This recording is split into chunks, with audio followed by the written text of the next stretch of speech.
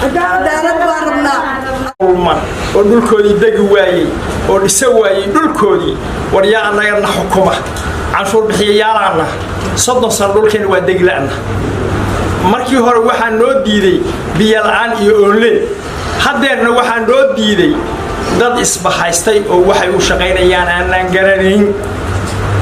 waxaan soo shubnay 30 sano lacagtoodii shubaana la yiri gobolkan ku soo shubnay markaan soo shubnay ka bacdigeed dhulkeena waa dhisa weyn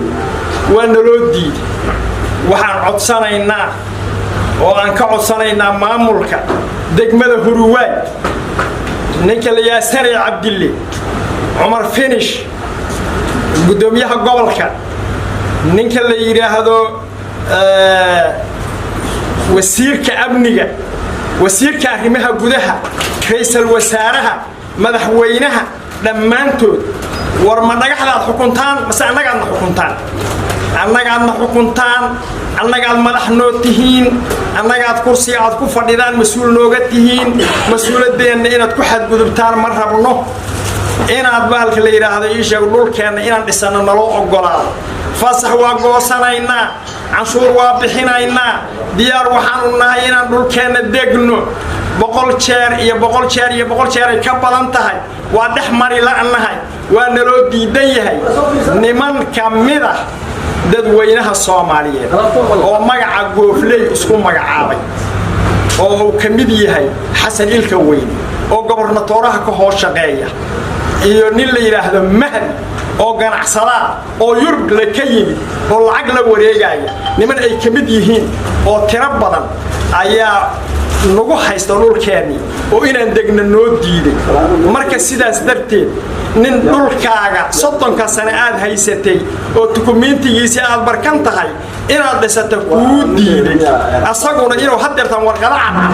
ku bixiya raba seen ku heshiinayna war xaqii cadaaladnimo ka imaanaysa war cadaaladda xaqee loo raadina war gobolka cadaalad harraajo war maamulka cadaalad harraajo war gudoomiyaha degmada Huruwaay cadaalad harraajo war kan ninka la yaasane Cabdille cadaalad harraajo war dadka adinka ka mas'uula war dalka annaga iskale war dadkiisiyaan nahay war annagu Soomaaliyaan nahay war annagu muslimiinaan nahay war qabiil gaar ma nihin asharaafa nagu jirta shaqaala nagu jira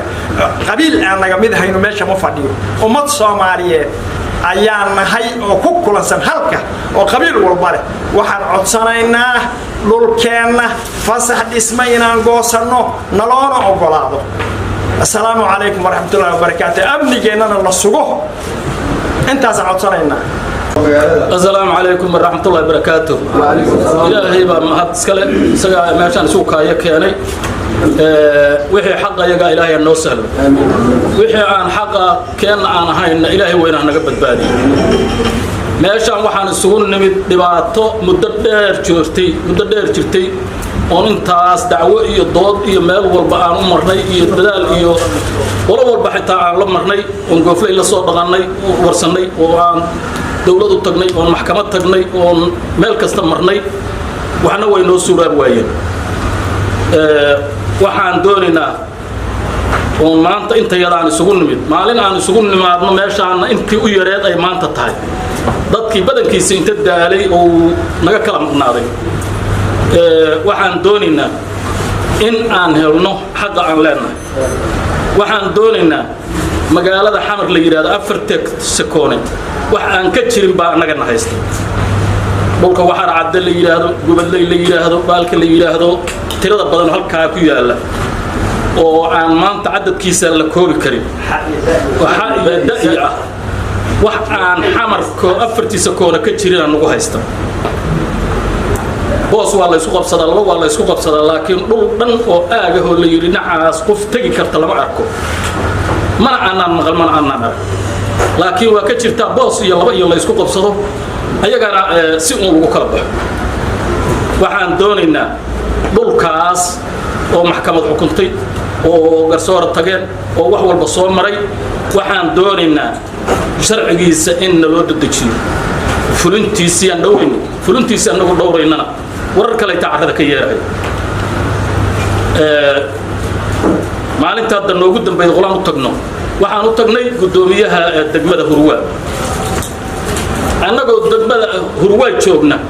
ninkii asagu nooga soo horeeyo cabanayo islahay war gurigaas ka rabno waardiyaan u rabnaa inuu annaga yiraahdo annaga dadkaas ka warbixinayna oo waxba kama maqna waxaan moodnaa wax ilaahay uu xisaabin doona inay tahay laakiin annaga waxaan rabnaa dhulkaas qofkii dukumeenti sharciga haysatan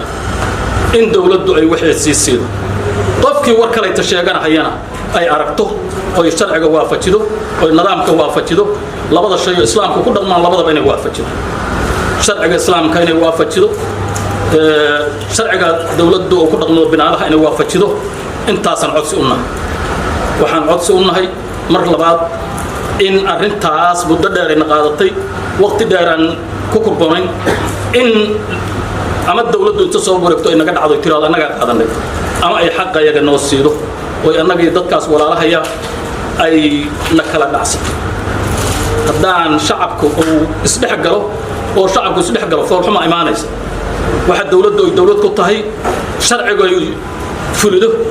iyo ummadooda dar yeesho weeye muddo badanaa dadkaanu ay dhib ku soo jireen dhibkii ilaaha idinka bixiyaa laylaha marka waxaan ku soo koobaa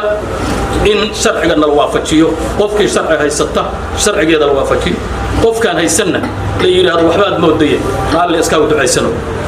waxaan ka bilaabaynaa madaxweynaha ra'iisul wasaaraha wasiirka amniga midka gobolka mid Umar Finish waxaan ku xijinaynaa gudoomiyaha degmada cid kasta oo meeshaas mas'uuliyad ka haysato oo dhulkaas ka haysata waxaan ka codsanaynaa inay sharciga waafajiyaan qofkii wax lahayn waxaad siiyaan wixii aan wax lahayna iibaanka Allah ku galiya yiraahdaa annagana intaas Allah nagu anfaco.